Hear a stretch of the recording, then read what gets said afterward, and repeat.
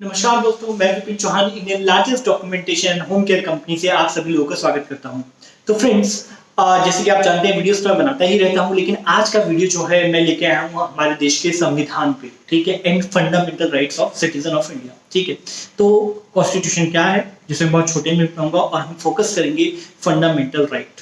ठीक है, हमारे फंडामेंटल राइट क्या है और उसको हम ब्रीफ में पढ़ेंगे।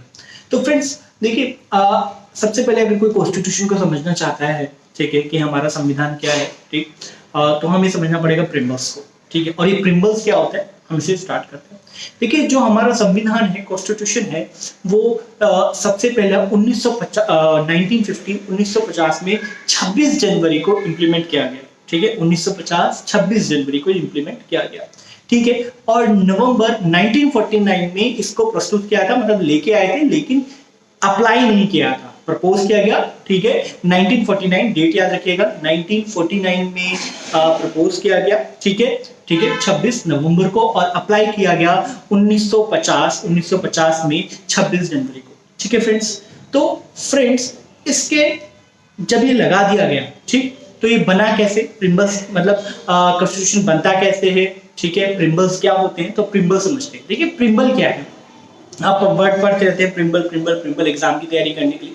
जो प्रिम्बल जो वर्ड है, ठीक है, ये एक तरह की चाबी है एक ताले को खोलने के लिए। तो हम कह सकते हैं कि प्रिम्बल एक चाबी होती है, की होती है टू ओपन द माइंड, दिमाग खोलने के लिए, ऑफ कॉन्स्टिट्यूशन मेकर्स। मतलब जो कि कॉन्स्टिट्यूशन बनाता है, अगर वो प्रिम्बल को समझता है, ठीक है, पढ़ता है, मतलब वो एक तरह की चाबी है जिससे जो कॉन्स्टिट्यूशन को बना रहा है उसका दिमाग खुल जाता है और वो कॉन्स्टिट्यूशन को बहुत अच्छे से बना सकता है। ठीक है, तो हम बोल सकते हैं प्रिम्बल इज अ की which open the mind of constitution maker.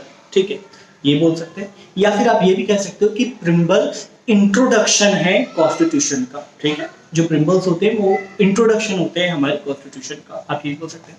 अब ये इसको थोड़ा डीप में लेके चलते हैं कि प्रिम्बल्स क्या क्या बताते हैं। प्रिम्बल्स हमारे जो आर्टिकल हैं, जो हमारा कॉन्स्टिट्यूशन है, उसके जो भी मतलब प्रिंसिपल्स क्या हैं, उन्हें यूज कहाँ किया जाएगा, उनका पर्पस क्या होगा, पूरा डिटेल में उनका ऑब्जेक्टिव क्या है, सब कुछ जो प्रिम्बल्स होते हैं वो सारा बताते हैं इसके अंदर। ठीक है, पर्पस, यूजेस, ठीक है, प्रिंसिपल, सब कुछ बताते हैं प्रिम्बल्स। ये जो प्रिम्बल है, ये क्या एक लैटिन वर्ड है।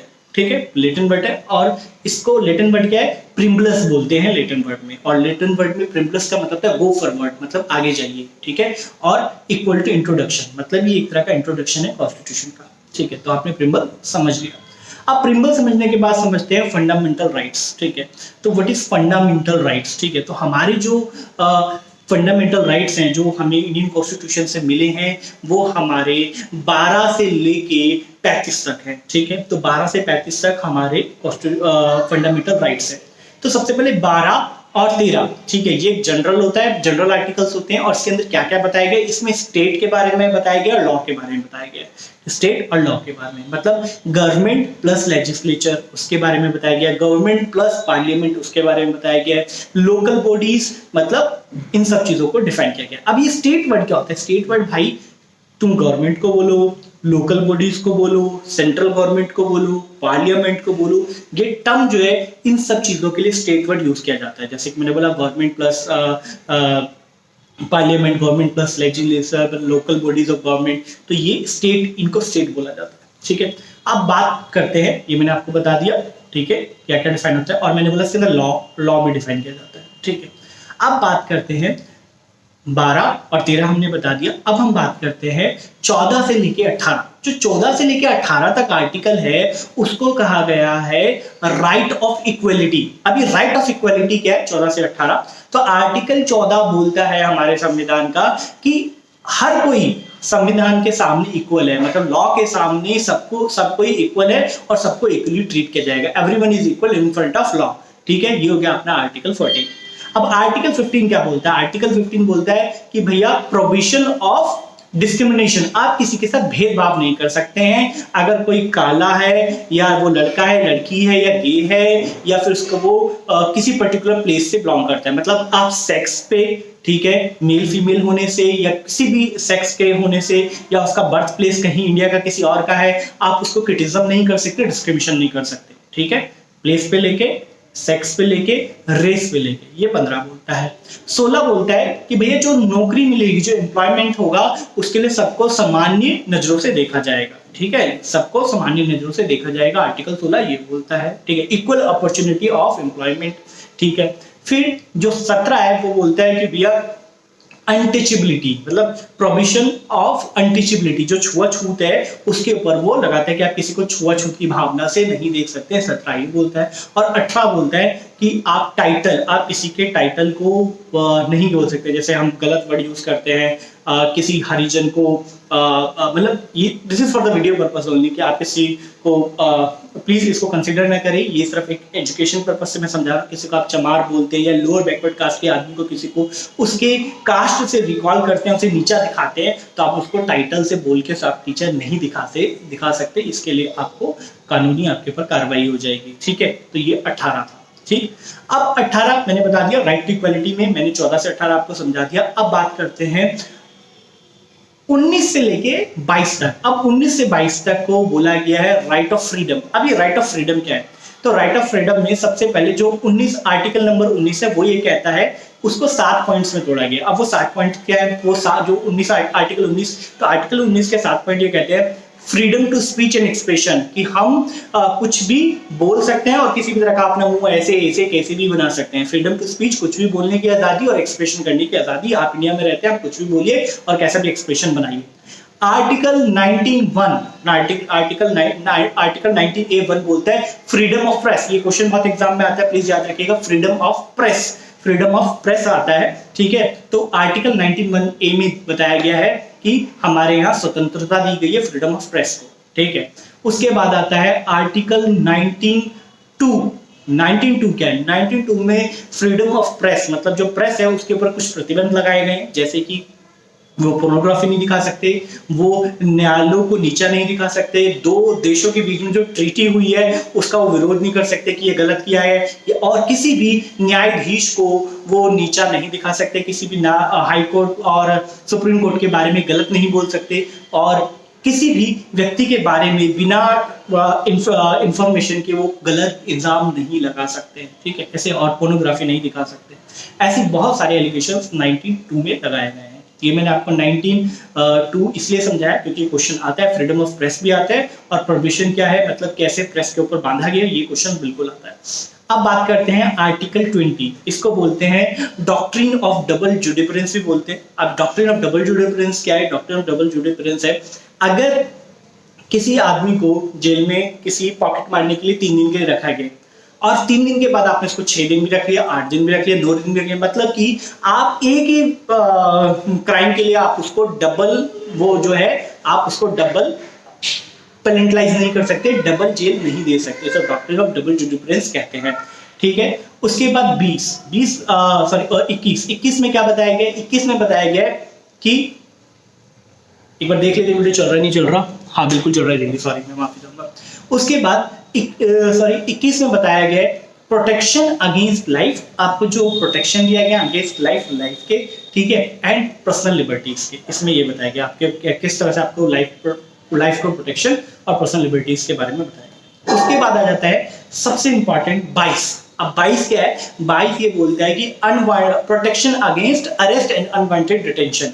ऐसा नहीं है कि भैया पुलिस आएगी और तुमको उठा के पटक देगी और अनवांटेडली तुम्हें ले जाएगी। ठीक है, तो कभी भी पुलिस आपको अनवांटेड अरेस्ट या डिटेंशन नहीं कर सकती है। ठीक है, अगर उसको करना है तो सबसे पहले क्या करना होगा, उसको ग्राउंड बताना पड़ेगा कि आपको अरेस्ट या डिटेंशन क्यों किया गया है। 24 घंटे के अंदर आपको मजिस्ट्रेट के सामने पेश करना होगा, आपके मर्जी का आपको वकील देना होगा। ठीक है, और अगर वो 24 घंटे में मजिस्ट्रेट के पास आपको पेश नहीं करती है तो उसको आपको लीव करना होगा, छोड़ना होगा।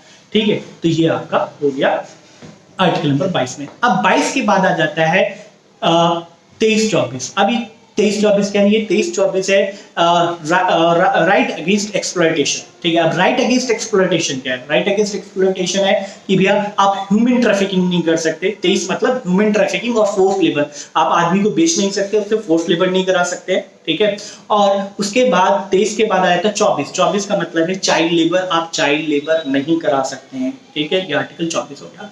अब आर्टिकल 24 के बाद आ जाता है 25 से लेके 28। अब ये 25 से 28 क्या कहता है? 25 से 28 बोलता है कि right to freedom of religion, right to freedom of religion, ठीक है। अब जैसे आप नाम से ही समझ रहे हैं, तो 25 क्या बोलता है कि भैया आप कोई भी रिलीजन को प्रैक्टिस कर सकते हो, ठीक है। 26 क्या बोलता है, आप उसके जो मंदिर चल रहा है, जो मस्जिद चल रही है, जो भी वो काम कर रहा है, उसके जो मतलब रिलीवेंट जितना भी काम है आप उसे मैनेज कर सकते हो, ठीक है। 27 क्या बोलता है कि इन सब चीजों की जो संस्थाएं ये सब चीजें चल रही है उनको टैक्स में रिबेट और ये सब मिलेगा, मतलब कोई भी आप ओपन करेंगे टैक्स में, इन सब के लिए आपको टैक्स रिबेट है। जैसे मंदिर में मीटर में और आपके घर के मीटर में रिबेट का चक्कर होता है। आपको रिबेट आपके घर में नहीं मिलेगी, लेकिन मंदिर में अगर कोई मीटर लगाए, मस्जिद में लगाए तो उसको रिबेट मिलेगी। और 28 क्या बोलता है? 28 बोलता है कि भैया आप किसी भी रिलीजन के इंस्टीट्यूट को ज्वाइन कर सकते हो या फिर आप अपना खुद का भी ओपन कर सकते हो, थोड़ा और डिटेल में भी, ठीक है। अब उसके बाद क्या आ जाता है भाई? 28 हो गया। 28 के बाद आ जाता है 29, ठीक है, और 30। 29-30 क्या? अब 29-30 है cultural and education. Cultural and education क्या है? ये कहता है कि प्रोटेक्शन, 29 कहता है protection against, protection of rights of minorities, जो माइनॉरिटीज हैं उनके राइट्स का, उनको राइट्स को सेव करना, protection of rights of minorities, ठीक है। और 30 क्या बोलता है? 30 बोलता है कि भैया कोई भी माइनॉरिटी कोई भी अपना इंस्टीट्यूट खोल सकता है, उसे गवर्नमेंट से एड मिलेगी, ठीक है। अगर वो इंस्टीट्यूट खोलता है तो गवर्नमेंट उसको पैसा देगी और एड मिलेगा, ठीक है। अब 31 क्या बोलता है? अब एक आर्टिकल 31 है, आप राइट टू प्रॉपर्टी, जो कि हटा लिया है, ठीक है। पहले राइट टू प्रॉपर्टी था जो कि हटा लिया गया, मींस 31(a) और 31(2), ठीक है। इसका मतलब ये कि गवर्नमेंट किसी भी प्रॉपर्टी को कंजर्व कर सकती है, वो ले सकती है। सब जो प्रॉपर्टी वो भारत सरकार की प्रॉपर्टी है, आप ये नहीं कह सकते मैं इस प्रॉपर्टी को नहीं दूंगा। ये हो गया 31। अब सॉरी 31 नहीं, सॉरी 32, ये हो गया आपका, हम कहाँ थे यार, भूल गया मैं, ठीक है। 29, 30, 31 हो गया, ठीक। 29, 30 और 31 हो गया, ठीक है। अब इसके बाद क्या आ जाता है भाई? इसके बाद आ जाता है 32 से लेके 35। 32 से 35 क्या? देखो भैया, जैसे तुम पैरासिटामोल खाते हो बुखार से बचने के लिए, अगर कोई तुम्हारे फंडामेंटल राइट्स का हनन कर रहा है, ठीक है, उसको डिस्ट्रॉय कर रहा है, हनन कर रहा है, ठीक है, मतलब यूज नहीं करने दे रहा है, आपको एंजॉय नहीं करने दे रहा है आपके राइट को, तो ये 32 से लेके जो 35 है यही है, इसको बोलते हैं वृष्ट क्या होता है? ये रेमेडीज है, मतलब अगर आपका कॉन्स्टिट्यूशनल राइट, फंडामेंटल राइट जो है वो वायलेट हो रहा है, तो आप इसको 32 से लेके 35 को यूज करके आप अपने राइट्स को सेव कर सकते हो, अपने आप को सेव कर सकते हो। 32 से 35 के अंदर क्या क्या बताया गया है? इसमें बोला है 32 के अंदर आप सुप्रीम कोर्ट जा सकते हो। सुप्रीम कोर्ट में अगर आपका फंडामेंटल राइट वायलेट हो रहा है तो, लेकिन आपको बताना पड़ेगा हाई कोर्ट के पास क्यों नहीं गए, ठीक है। आप सुप्रीम कोर्ट में जाइए और बोलिए कि मेरा ये राइट मैं सर्व नहीं कर पा रहा, एंजॉय नहीं कर पा रहा। और आर्टिकल एक 226 भी है जिसमें आप सीधा हाई कोर्ट के थ्रू जा सकते हो, मैं आपको लिखूंगा, ठीक है। अब इसके अंदर ये जो वृष्ट है, ये 32 से 35 है, इसके अंदर क्या क्या है? इसके अंदर 5 पॉइंट है जो में डिफाइन किया गया। वृष्ट क्या होता है? एक रेमेडी होती है to save the fundamental right of constitution of India, ठीक है। अब ये वृष्ट के 5 पॉइंट कौन कौन से हैं? पहला है हबीब कॉर्पस। हबीब कॉर्पस क्या होता है? हबीब कॉर्पस का मतलब होता है अनवांटेड इम्प्रिजनमेंट। अगर किसी ने आपको जबरदस्ती पकड़ के जेल में डाल रखा है या आपकी सजा पूरी हो गई है और उसके बाद भी आप जेल में हो, ठीक है, तो आप अपने फंडामेंटल राइट हबीब कॉर्पस का यूज करके आप अपने उस डिटेंशन से निकल सकते हो, मतलब फैमिली लगा सकती है, ठीक है। किसी को जेल में रखा हुआ, उसकी जेल भी पूरी हो गई,